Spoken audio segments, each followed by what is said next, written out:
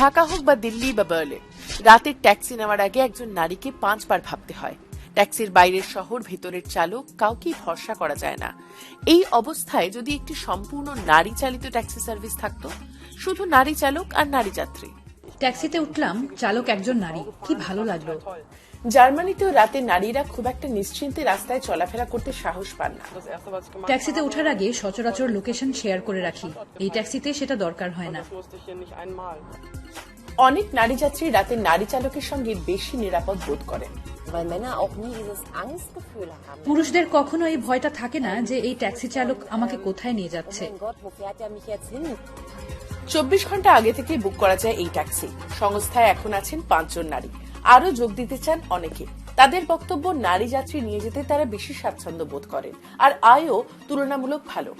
আমি বুঝি না এত কম চার্জ রেখে কেউ কিভাবে ন্যূনতম মজুরি আর বোনাস দিতে পারে। এরকম উদ্যোগের হাত ধরেই হয়তো রাতের শহর আস্তে আস্তে নারীদের জন্য নিরাপদ হয়ে উঠবে।